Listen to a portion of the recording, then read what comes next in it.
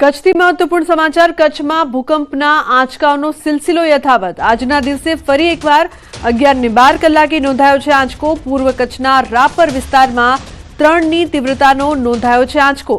ભૂકંપના આંચકાનું કેન્દ્ર બિંદુ રાપરથી 16 કિલોમીટર દૂર વેસ્ટ સાઉથ અને વેસ્ટમાં નોંધાયું છે।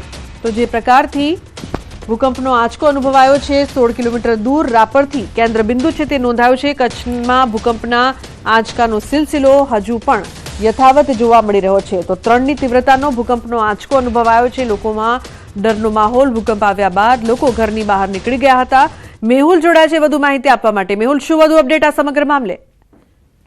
જી વાત કરીએ તો કચ્છમાં અવારનવાર ભૂકંપના હળવા તેમજ ભારે આંચકાઓ અનુભવાતા હોય છે। તેની વચ્ચે આજે ફરી એકવાર છે તે 11:12 કલાકે છે તે આંચકો ભૂકંપનો નોંધાયો હતો। પૂર્વ કચ્છના રાપર વિસ્તારમાં 3 પોઈન્ટ તીવ્રતાનો જે આંચકો છે તે નોંધાયો હતો। આંચકાનું કેન્દ્ર બિંદુ છે તે રાપરથી 16 કિલોમીટર વેસ્ટ સાઉથ વેસ્ટમાં નોંધાયું હતું। ચોક્કસથી વાત કરીએ તો જે 3 પોઈન્ટ તીવ્રતાની ઉપરના જે આંચકાઓ આવતા હોય છે ત્યારે લોકોમાં ગભરાટ છે તે જોવા મળતો હોય છે। જી બિલકુલ મેહુલ, આભાર આ સમગ્ર માહિતી બદલ। તો કચ્છમાં વારંવાર ભૂકંપના આંચકા, લોકોમાં ડરનો માહોલ।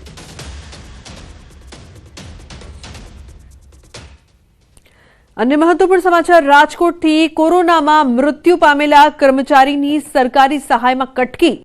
पीजीवीसीएलना 2 अधिकारीनी ऑडियो क्लिप वायरल।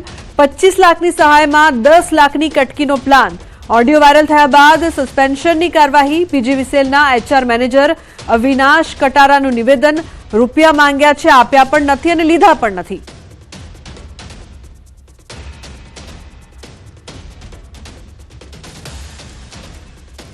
तो कर्मचारीनी सरकारी सहायमां पण कटकी थई रही छे, जे वात सामे आवी छे। पीजीवीसीएलना 2 अधिकारीओनी ऑडियो क्लिप वायरल।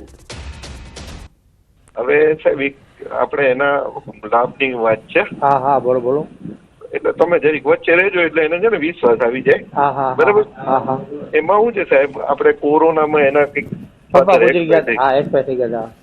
બરાબર છે। હવે એ લોકોને 25 લાખ મળ્યા હા નથી, નથી। હા તો આપણે એ લોકોને 25 લાખ અપાવવાના છે। હા હા બરોબર। એટલે મને એક લિંક મળી છે બહુ મોટી। હા, એટલે હા। બીજી વિસ્તારમાં આપણે કોઈ જાણ નથી કરી, ઓકે બરોબર મળી। Okay okay okay. એટલે સાહેબ એની પાસે એ આપણને 10 નો ચેક આપે ને હા હમણાં, હા હા એને એકાઉન્ટમાં જમા થાય ને હા પછી એને આપણને કેશ આપી દેવાના।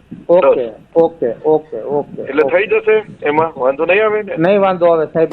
અને એ અંગેની તપાસ કરતા જેને માગણી કરી હતી એનો જ અમે સંપર્ક કર્યો હતો। જે પ્રિલિમિનરી ઇન્ક્વાયરી આપી હતી એમાં પછી એવું ધ્યાને આવ્યું કે ભાઈ જે એમના ડીઈ છે એમને એમના વારસદાર સાથે સીધી વાત કરી હતી, જે એમની નીચે કામ કરતા હતા। એટલે એમને એવું કીધું કે ભાઈ એવો ફોન આવ્યો હતો, માગણી કરી હતી પણ કોઈ પૈસા નથી આપ્યા, કોઈ લેવડ દેવડ નહીં થઈ।